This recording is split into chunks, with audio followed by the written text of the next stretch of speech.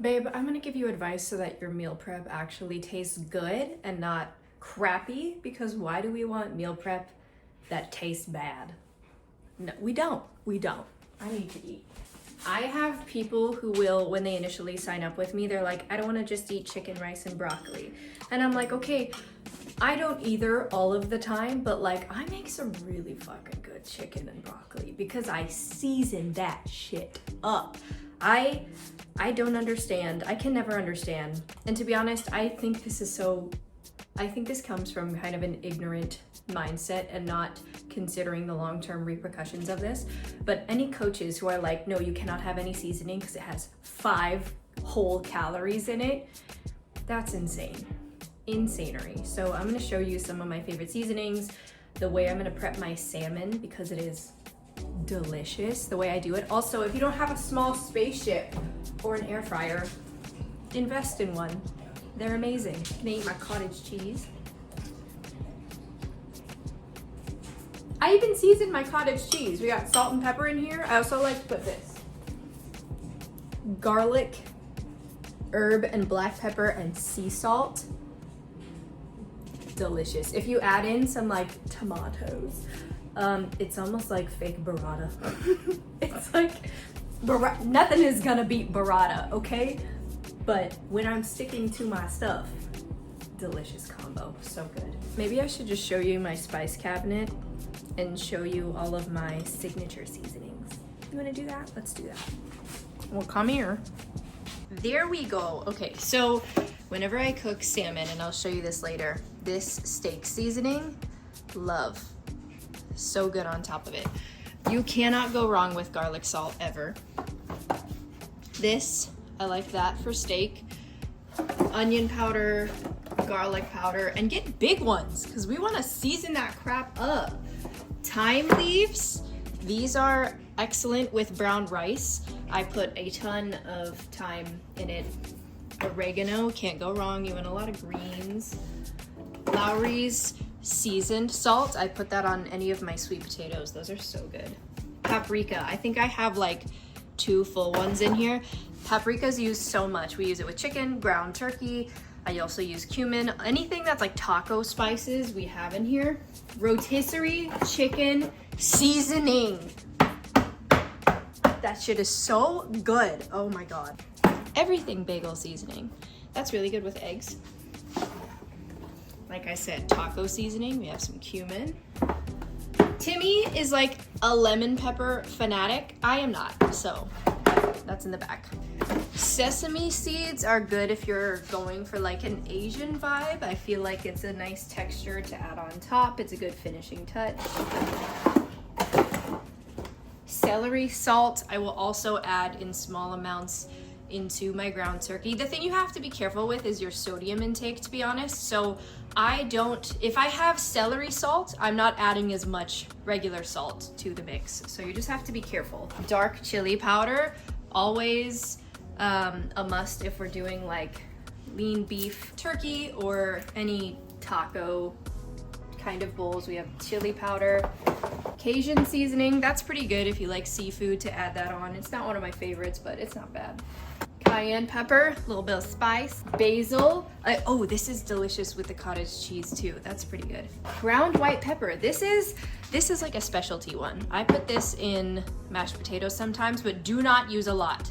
A little goes a long way. Timmy and I love ground white pepper so much that we both got one before we moved in together and we still have some left. Italian seasoning, that's always a good staple too. Ground ginger, again, I will use that for any dishes that are more leaning towards the Asian side, like ground ginger, especially with a stir fry, just a little bit is so good. I think that pretty much covers everything. You know what my thoughts here are too, is that anybody who struggles with meal prep, it's because you don't have as much cooking skills. And I'm not saying that as like a slight to you, so calm down. But I mean, you just haven't practiced. Cooking is a practice. I've been cooking since I was like a teenager, probably before that with my mom in the kitchen. So a lot of my cooking is very intuitive. I will look up recipes and temperatures and stuff for some things, but most of it I'm just going off of like feel or what seems like it's gonna be good or what kind of heat I think I need for the type of meat that I'm using. And it's because I've been doing it for so long. So just practice and it will get better. And don't be afraid to try new things. If something doesn't work out for you, don't just throw it out and be like, oh, that's disgusting, I'm never eating that specific food again. It's probably how you prepared it. All right, I'm gonna get my salmon seasoned up. I'm gonna show you how I'm gonna do it. It's a Sunday, so it's kind of messy in here. I don't wanna hear it. Leave us alone, we're humans, okay? Okay, so I've got these 2 salmon fillets. It came in like a family pack. So in order to just preserve it and make it easy, I put them in packs of 2. I just have 1 fillet. And I get salmon skin on. I love the skin on. If you air fry it, it becomes this very like crispy texture. It is fat, like salmon is very fattening, so it gets a little fatty and greasy, but when you have brown rice, I like put the rice in the skin and I eat it like a taco. It's so good. It's like the little bit I save for myself at the end. Delicious. Delicious. Okay, let's season this bitch up. I'm just gonna put it right on top. Well, Timmy left the Five Guys fries he ordered last night in the air fryer, so that's cool. That's a tragedy. Okay, I'm just gonna pop the salmon straight into the air fryer. My air fryer is dirty, but it's my air fryer, so you don't need to worry about it. We're gonna take a little bit of spray. I just spray the bottom so it doesn't stick. Like I said, salmon is very fatty, so you don't need to add any like olive oil on top. Then the steak seasoning that I showed you earlier. I'm gonna take it and I'm gonna season it on all sides, even skin side, but not as much seasoning, because this is a very salty seasoning, so you don't wanna overdo it, because I've been there, it's not good. Okay, then we're gonna air fry for 12 minutes at 400 degrees. The package told me how to cook it for air frying, and then I've just kind of changed it a little bit in terms of time to accommodate for my air fryer. And a pro tip, if you want salmon to be flaky and delicious, let it rest for 2 minutes when it's done cooking, then eat it. It's gonna be so good. What I've been doing recently with my salmon is I will either have sweet potato fries or brown rice. I think I'm gonna do brown rice because I'm very behind in carbs. It's already 3 p.m. I'm gonna just stick to brown rice. And then broccoli. What I've been doing for the broccoli is popping it into the air fryer for like the last couple of minutes because it's nice and crispy and I love the texture. Different textures, by the way, go a long way with your meal prep. If everything is like soggy or if everything is crunchy, I just feel like the way to just make it that much better, to make it that much easier to stick with your goals, is to just kind of vary the texture.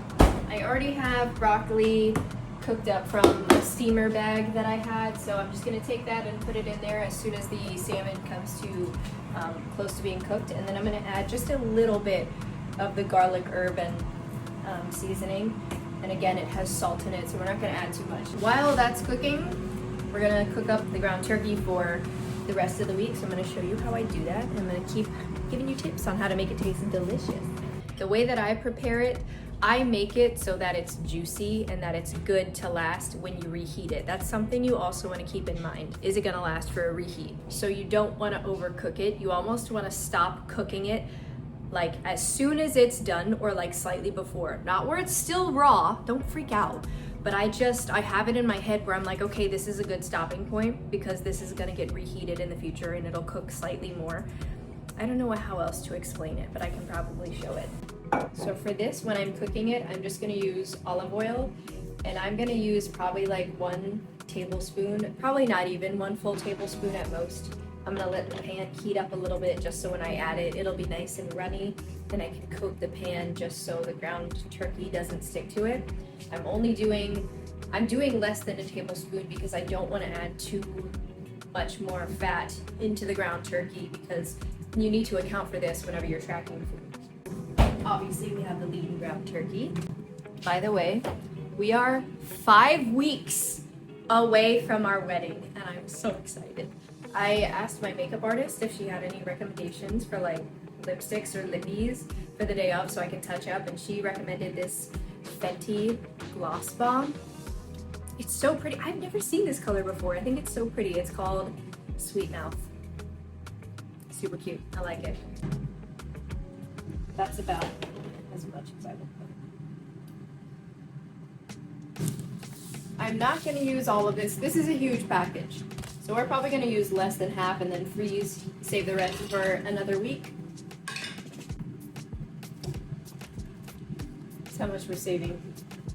When you're cooking something like ground turkey or ground beef, I like to mash it up as much as possible. So it's not like got really thick chunks in it. I'm just like mashing it the whole time. But first we're gonna add a ton of seasonings. When you're seasoning, you wanna like change the color of it. So paprika, we're gonna add a ton.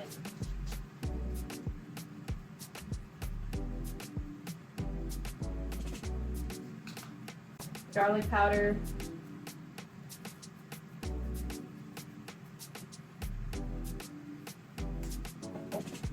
Onion powder. I don't like to use as much onion powder. That's celery salt. Little goes a long way with that one. Cumin. Same for cumin. Little goes a long way. A little bit of dark chili powder.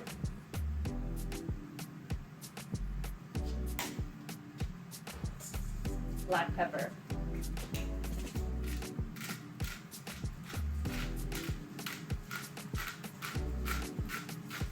Need one of those electrical ones. And I'm not adding any salt because we already added celery salt. If I want more salt when I'm reheating it, then I can add it. But for right now, no. Now what we're gonna do is just mix it up, get all that seasoning in there, and then we're just gonna chop the whole time. This is what I mean when I say we're chopping it up super fine. You can also see if it's cooked all the way when you do this.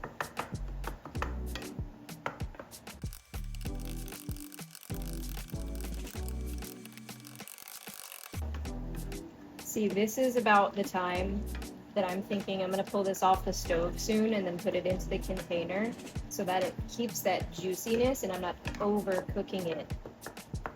You can even turn your oven down or off and it's still hot, so it'll still continue to cook it. But we're just gonna check for any raw pieces. Today I'm not even putting them in separate meal containers with like rice, broccoli, ground beef or anything because I'm going to be home a little bit more than usual. So I'm just putting it in this container and this is meal prep to me. It's still an easier way than having to cook meat from the get-go. It's just ready to go. I can portion it out. I have a ton of rice already prepped out. Broccoli is steamable, so it's easy to put together and still feel fresh. I'm also portioning out the rest of the ground turkey and I'm not filling the bag completely up because when you thaw it out, if it's in a smaller portion, it thaws out faster, so it's easier to just get when you need it. Look at this. This is the crispy broccoli. I put it in for about 6 minutes on 360, and then this, look how it just falls apart. That's how you know it's fully cooked and it's delicious and it still has that moisture in it. Oh my god, so good. That's all I really have for you today. Maybe just some final notes. Make food you enjoy eating. If you have a recipe that you like, or if you have foods that you really like, if you have a restaurant you love to visit, find a way to make the meal so that it actually fits your goals. Find a healthier version of it. Find a way to make it more whole foods focused, less added sugars, less processed, and make it so that it fits in your day. If you're somebody who needs more convenience, like you need to buy frozen foods, steam them in a bag, it's easier to put together versus, you know, starting from fresh raw ingredients, then do that. Just do what works for you. I'll see you guys in the next video.